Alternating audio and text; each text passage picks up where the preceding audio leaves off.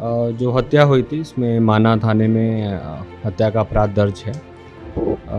SC/ST act भी उसमें जुड़ा हुआ है। उसमें मुख्य रूप से 3 आरोपी हैं और उन 3 आरोपियों में से मतलब एक पिता और उसके 2 बेटे, तीनों मिल कर के इन्होंने हत्या करी थी। उसमें से एक लड़के की अरेस्टिंग आज सुबह हो गई है और बाकी दोनों के लिए भी प्रयास जारी हैं और उम्मीद है शीघ्र ही उन दोनों की भी गिरफ्तारी हो जाएगी। अभी जो प्राइम कल्प्रिट हैं वो 3 हैं, तो अभी हमारा फोकस है वो तीनों अरेस्ट हो जाएँ। एक हो चुका है, बाकी 2 भी हो जाएँ। उसके बाद बाकी लोगों का यदि कोई सहयोग रहा होगा तो उस पे भी पुलिस विधिनुसार कार्रवाई करेगी।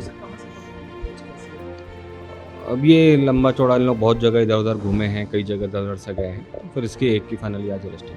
किशोर भगवान के प्यार करते थे लोग, जब किशोर भगवान क्या के उनको साथ भी क्या सह आरोपी बनाने और जब सीधे तौर पे जिसका इन्वॉल्वमेंट आएगा, अभी तो पूछताछ करे हैं, इनमें से कई लोग रिश्तेदार हैं और रात को कहाँ पे रुके, अगले दिन कहाँ गए, कौन उनको लेकर के भागा हुआ है। तो पूछताछ में वो सब कुछ जानकारियाँ मिली हैं, उसके बेसिस पे हम लोग आगे डिसीजन लेंगे। मेरा सब पूछताछ के लिए हम लोगों से कई उनके कई सारे रिश्तेदार हम लोगों से उनसे पूछताछ करते हैं।